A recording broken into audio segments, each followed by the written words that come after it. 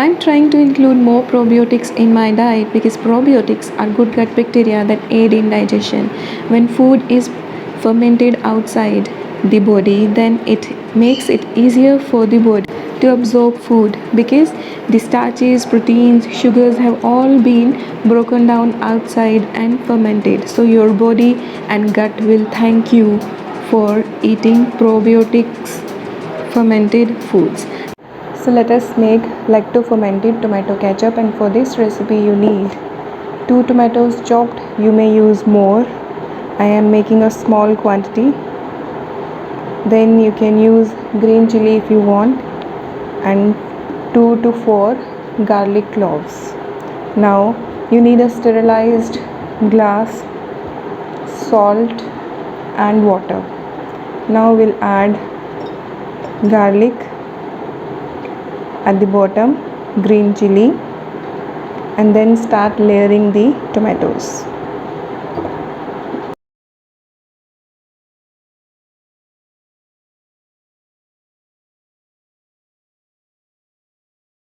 Now you want to make sure that you push down the tomatoes well and try to squeeze out as much juice as possible.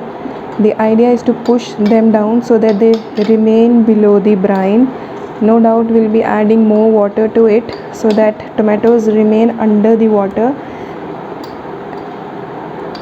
That will prevent them from catching fungus or mold.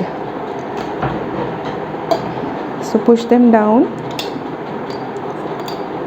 Alright, and now this is salt. This is mineral salt or pink salt, and as I have already said that lacto fermented foods or naturally probiotic foods that we make at home need a lot of salt because salt acts as a preservative.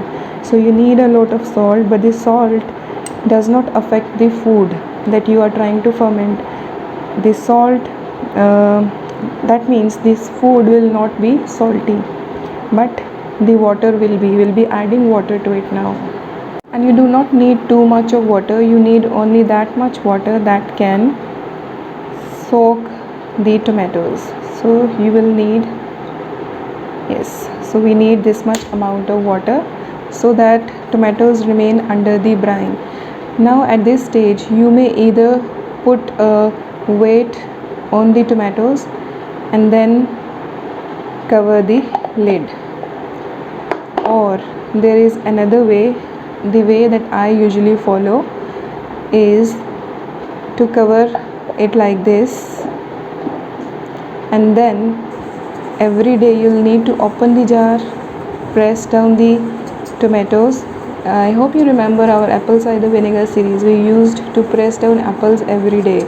So even in this case you will need to press down tomatoes every day so that they do not catch fungus or mold. If they float on top, they will be vulnerable to fungal infection. So you don't want that. So every day you will need to burp the jar like this because it will get bubbly. It will start to get bubbly tomorrow onwards. So you will need to burp the jar, means you will need to open the jar, open the lid, press down the apples with a clean spoon, and then close the lid again. You will need to do this. You may do this twice a day, but be quick, right? So this is how it looks at this moment, and you need to keep it at room temperature for at least 3 to 4 days. You may keep it longer. It depends on the sourness you prefer. If you want it too tangy, you can keep it longer at room temperature, but make sure that the tomatoes remain under the brine.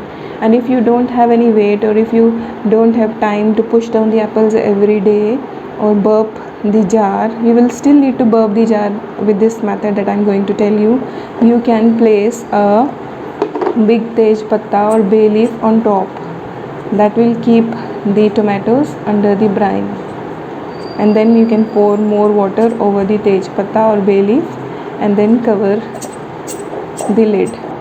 Even in that case you will need to burp the jar because it will still get bubbly, and if you don't burp the jar, then this glass, if it gets too bubbly, it may burst. So we don't want that. I hope it makes sense.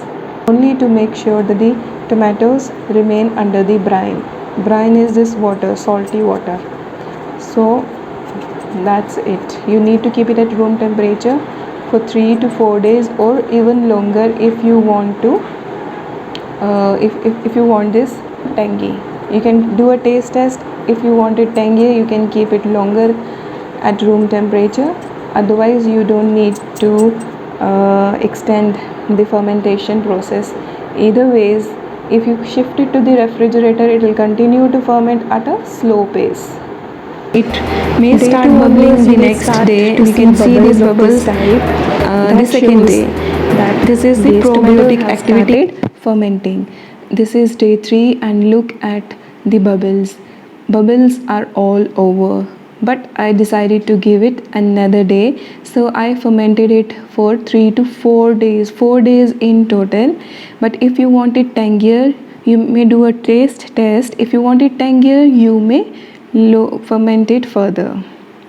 Then next step is to strain the liquid and the tomatoes, separate both.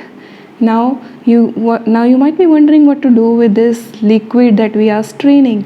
Well, you may start another batch with this, another batch of probiotic gut friendly food with this water, or you may add it to anything else. You may add it to water, mix it with water, dilute it with water and drink it. Remember, it will be very salty. Now grind to paste the tomatoes, separated tomatoes, and look at this color. It is full of flavors and it is aromatic indeed.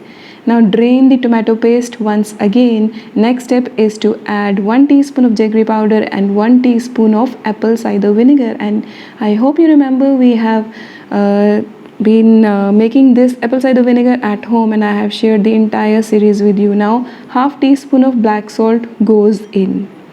Mix everything well, and the next step is to add our drained fermented tomato paste. You may eat this tomato paste as is by adding any flavor of choice or a little bit of salt. It will be spicy and oh so yum. You may use it in any other recipe as well. Now add 1 teaspoon of fermented tomato water. You may add more, you may add as much as you want. That depends on the amount of the type of consistency you aim at. I added 2 teaspoons. Now if jaggery does not dissolve, put the fermented tomato sauce in the grinder again, and I am using my magic bullet. Run it in the grinder and look at this. Your lacto-fermented tomato ketchup is ready. You can refrigerate it right away. This is the best tomato sauce I have ever had. Shift it to the fridge and it will continue to get fermented in the refrigerator, but at a slow pace. So it will continue to get tangier. And I'll soon be sharing lacto-fermented onions. So stay tuned.